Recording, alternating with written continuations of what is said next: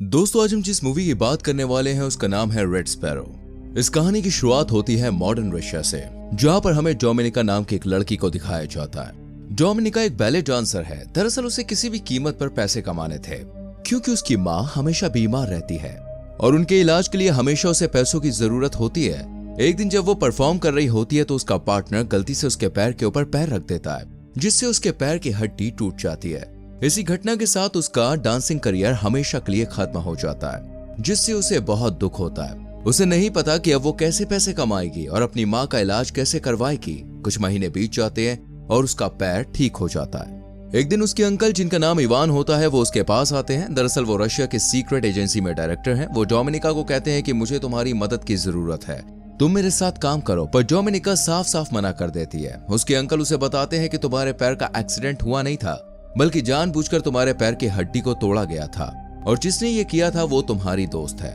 उसने ऐसा इसलिए किया ताकि वो डांसिंग में तुम्हारी जगह ले सके। ये सुनकर डोमिनिका को बहुत दुख होता है और बहुत गुस्सा भी आता है। वो अपने दोस्त के घर जाती है और उसे बुरी तरह से मारती है।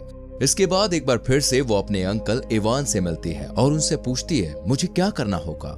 उसके अंकल उसे बताते हैं एक बहुत बड़ा गैंगस्टर है, तुम्हें उसे सिड्यूस करके एक होटल के कमरे में लाना होगा और इसके बाद हमारे एजेंट्स अपना काम कर देंगे। इसके बदले में तुम्हारी माँ के जितने भी मेडिकल के खर्चे हैं वो सब के सब हम उठाएंगे। और अब डोमिनिका उसकी बात मान जाती है। वो उस गैंगस्टर से एक बार में मिलती है जहां पर उसे सिड्यूस करती है। इसके बाद वो गैंगस्टर उसे होटल के कमरे में ले आता है और यहाँ पर इस वक्त कोई भी नहीं पहुंचा होता है, इसलिए वो आदमी जबरदस्ती उसकी इज्जत लूट लेता है, जिससे डोमिनिका को बहुत दुख होता है, क्योंकि उसे सिर्फ उस आदमी को सिड्यूस करना था। अब यहाँ एजेंट आता है और उस गैंगस्टर को मार देता है। पर डोमिनिका के साथ जो हुआ वो उस बात से टूट गई है। वो अपने अंकल के पास जाती है और कहती है कि आज के बाद मैं ये काम कभी भी नहीं करूंगी। उसके अंकल को इस बात से कोई भी फर्क नहीं पड़ता कि उसकी इज्जत लूट चुकी है। वो कहते हैं कि अब तुम्हें हमारे राज के बारे में पता चल चुका है कि हम किस तरह का काम करते हैं, यानी कि तुम भी अब इस सीक्रेट एजेंसी का हिस्सा बन चुकी हो, और अगर तुमने हमारे साथ काम नहीं किया तो तुम्हें मार दिया जाएगा, क्योंकि तुम हमारे सारे राज जान चुके हो। वहीं दूसरी तरफ हमें मॉस्को में नेट नाम के एक लड़के को दिखाया जाता है, जो एक अमेरिकन जासूस है। नेट एक आदमी से मिलता है जिसे वो मार्वल कहकर बुलाता है। दरअसल दोस्तों, ये नेट को खबरें देता है और वो उसे कुछ खबर देकर वहां से निकल जाता है। पर तभी वहां पर पुलिस आ जाती है। नेट नहीं चाहता कि उसे खबर देने वाला मार्वल पकड़ा जाए, इसलिए वो गोलियां चलाता है, जिससे पुलिस का ध्यान उसकी ओर आकर्षित होता है और मार्वल उस जगह से भाग जाता है। लेकिन यहाँ पर नेट को पकड़ लिया जाता है और वापस अमेरिका भेज दिया जाता है। पर नेट एक बार फिर से रशिया जाना चाहता है, लेकिन उसके जो सीनियर होते हैं वो कहते हैं कि तुम रशिया नहीं बल्कि बुडापेस्ट जाओगे, ताकि तुम एक बार फिर से मार्वल से मिल सको। वहीं दूसरी तरफ हमें रशिया की सीक्रेट एजेंसी के डायरेक्टर इवान को दिखाया जाता है, जो उस वीडियो फुटेज को देख रहा होता है जिसमें नेट मार्वल से मिलाता है, और उसे देखकर उसे समझ में आता है कि मार्वल एक रशियन सीक्रेट एजेंसी का ही सदस्य है जो उस टाइम बुडापेस्ट में है। और अब इवान किसी भी कीमत पर उसे मारने के लिए किसी स्पाई को, यानी कि जासूस को भेजना चाहता है। वो डोमिनिका जाता है और उससे कहता है कि तुम्हें बुडापेस्ट जाकर मेरा एक काम करना होगा, और सबसे पहले तुम्हें इसके लिए ट्रेनिंग लेनी होगी। और उसके बाद उसे एक स्पाई स्कूल में भेजा जाता है, जहाँ की ट्रेनिंग बहुत ही खतरनाक, बहुत ही मुश्किल होती है। लेकिन दोस्तों, जल्द ही वो इस ट्रेनिंग को पूरा कर लेता है और इसके बाद डोमिनिका को बुडापेस्ट के लिए रवाना कर दिया जाता है। यहाँ पहुंचने के बाद सबसे पहले उसे नेट का विश्वास जीतना होगा, ताकि उसके जरिए किसी भी कीमत पर मार्बल तक पहुंच सके। दरअसल मार्बल का चेहरा कोई भी नहीं जानता है, किसी को नहीं पता है कि ये कैसा दिखता है। सिर्फ नेट एक तरीका है जिसके जरिए मार्बल तक पहुंचा जा सकता है। अब डोमिनिका बुडापेस्ट पहुंच जाती है, जहां पर वो अपनी एक साथी एजेंट के साथ रहती है। साथ ही वो नेट का पीछा करना शुरू कर देती है। वो इस स्विमिंग क्लब को भी ज्वाइन कर लेती है, जहाँ नेट रोज आता है। डोमिनिका बार बार उसके सामने से जानबूझकर निकलती है ताकि वो उसे देख सके। डोमिनिका बहुत ही सुंदर है, इसलिए नेट भी उसे देखना शुरू कर देता है। एक दिन जब वो सड़क पर उसके सामने से गुजरती है तो वो उससे बात करता है। नेट को कहीं ना कहीं डोमिनिका पर शक है। जब अगले दिन डोमिनिका स्विमिंग क्लब जाती है तो वो देखती है कि वहां पर उसका आईडी कार्ड नहीं है। दरअसल नेट उसका आईडी कार्ड निकालकर अपने साथ ले गया होता है और अब उसे पता चल जाता है कि वो एक रशियन स्पाई है, लेकिन फिर भी वो बार बार उससे मिलता है। हालांकि अब उसे पता है कि डोमिनिका उसे बार बार इसलिए मिलती है ताकि वो मार्वल के बारे में इंफॉर्मेशन निकाल सके। वहीं जब डोमिनिका एक दिन अपने घर पर जाती है तो उसकी साथी, जो उसकी फ्लैटमेट होती है, जो खुद भी जासूस है, वो घर पर नहीं होती है। जब वो घर की तलाशी लेती है तो उसे पता चलता है कि उसकी जो साथी है वो किसी अमेरिकन स्पाई से मिलने वाली थी। जिसे वो कुछ इन्फॉर्मेशन देगी और इसी इन्फॉर्मेशन के बदले उसे पैसे मिलेंगे। डोमिनिका भी समझ जाती है कि उसे भी उसी तरह का एक मिशन दिया गया है। अब डोमिनिका अपने काम को पूरा नहीं कर पाती है, उसे मार्वल के बारे में कुछ भी नहीं पता लगता। इसलिए इवान यहाँ पर आता है और उससे पूछता है कि तुम्हारा काम इतना स्लो क्यों चल रहा है, अगर ऐसे ही चलता रहा तो तुम्हें मार दिया जाएगा। वो कहती है कि मेरा काम स्लो चलने का कारण ये है कि मैं अपनी साथी एजेंट के साथ उसके मिशन पर काम कर रही हूँ। ये सुनने के बाद इवान को बहुत गुस्सा आता है और जब डोमिनिका अपने घर पर नहीं होती है तभी वहां पर एक दूसरा रशियन एजेंट आता है जो डोमिनिका के फ्लैटमेट को मार देता है, क्योंकि उसने अपने सीक्रेट मिशन को डोमिनिका के साथ शेयर किया था।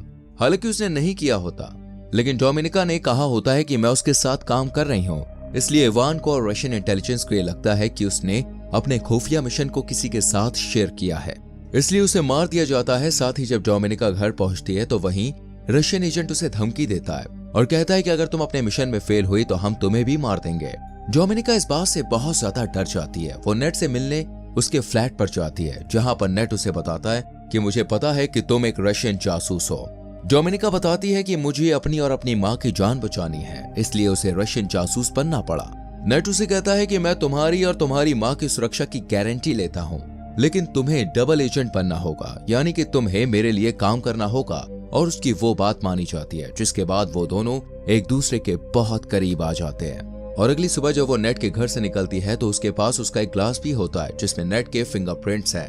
वही नेट एक बार फिर से मार्वल से मिलता है। मार्वल उसे आगाह करता है कि तुम्हें डोमिनिका से दूर रहना होगा, क्योंकि वो एक रशियन जासूस है और तुम्हारे लिए बहुत बड़ा खतरा बन सकती है। लेकिन नेट उसकी बात नहीं मानता है और उसे अपने साथियों से भी मिलवाता है, जहां पर डोमिनिका कहती है कि मैं तुम्हारे लिए काम करूंगी, लेकिन इसके बदले मुझे $30,000 देने होंगे तुमको।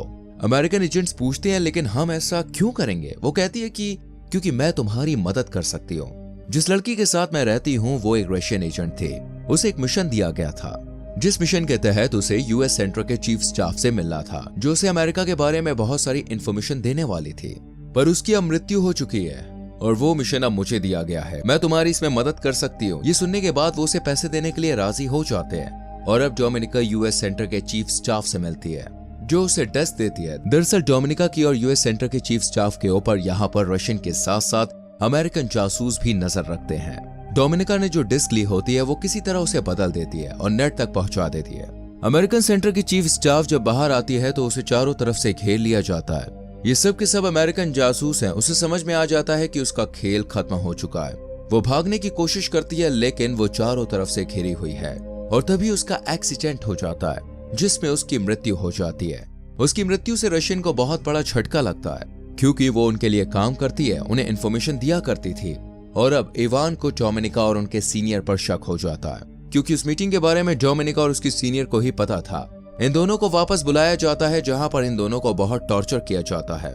डोमिनिका के सीनियर की मृत्यु हो जाती है, लेकिन डोमिनिका अब भी जिंदा होती है। वो यहाँ पर इवान को बताती है कि मैंने ये सब इसलिए किया है ताकि मैं नेट का भरोसा जीत सकूं और किसी भी तरह से मार्वल तक पहुंच जाऊं। नेट का भरोसा मैंने जीत लिया है और अब मैं जल्द ही मार्वल तक पहुंच जाऊंगी। इवान उसकी बातों में आ जाता है और उसे एक बार फिर से बुडापेस्ट भेजने के लिए राजी हो जाता है। पर बुडापेस्ट जाने से पहले वो इवान के घर आती है, जहां पर वो कुछ पलों के लिए सेड्यूस भी करती है। इवान को उस पर अभी भी शक होता है, इसलिए बुडापेस्ट में वो उसके पीछे एक और जासूस भेजता है। डोमिनिका बुडापेस्ट पहुंचने के बाद सबसे पहले नेट से मिलती है। नेट उसे देखकर बहुत खुश होता है और अपने गले से लगा लेता है और वो नेट को सब कुछ बता देती है। नेट अभी भी उसे मार्वल के बारे में कुछ बताता नहीं है, लेकिन वो उसे बहुत पसंद करता है, इसलिए एक बार फिर से वो दोनों एक दूसरे के करीब आ जाते हैं। ये दोनों के दोनों सो जाते हैं, पर जब डोमिनिका की नींद खुलती है तो देखती है कि उसके सामने वही एजेंट है जिसे डोमिनिका के पीछे रशिया से भेजा गया था और उसने नीट को पकड़ा हुआ था।